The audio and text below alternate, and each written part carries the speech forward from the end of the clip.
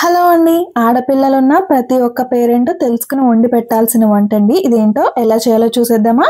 దీనిని పిట్టు అని అంటారండి. ఒక గిన్నె తీసుకుని దాంట్లో ఒక గ్లాస్ వరకు వాటర్ అయితే వేసుకుని ఒక క్లాత్‌ని తడి చేసుకుని ఆ క్లాత్ అనేది గిన్నెకి టై చేసుకుని పక్కన పెట్టుకోవాలి. ఇప్పుడు ఒక ప్లేట్ తీసుకుని 3 స్పూన్స్ వరకు రాగి పిండి, ఒక బౌల్ వరిపిండి వేసుకోవాలి. అలాగే మునగాకుని కొద్ది వరకు తీసుకుని కట్ చేసుకుని అయితే వేసుకోవాలి. దీంతో పాటుగా కొద్దిగా సాల్ట్ వేసుకోవాలి. అలానే కొద్దిగా వాటర్ వేసుకుంటూ పిండిని అనేది పొడి లేకుండా మొత్తం అంతా తడిపి ముద్ద అయ్యేటట్టుగా కలుపుకుని పక్కన పెట్టుకోవాలి.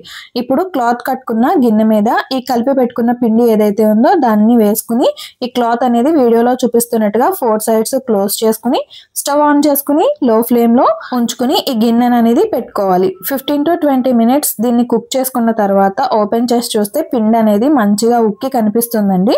ఇలా ఉంటే మనకి పర్ఫెక్ట్ గా ఉడికిపోయినట్టు. దీన్ని తీసుకుని ఇప్పుడు పచ్చి కొబ్బరి తురుము కొద్దిగా, అలాగే టేస్ట్ కి తగినంత బెల్లం, నెయ్యిని కూడా వేసుకుని మొత్తం అంతా కలుపుకోవాలండి. ఇంతేనండి, ఎంతో టేస్టీగా ఉండే మునగాకు పిట్టు అయితే రెడీ అయిపోయింది. నచ్చితే తప్పకుండా ట్రై చేయండి, లైక్ చేయండి. Thank you for watching.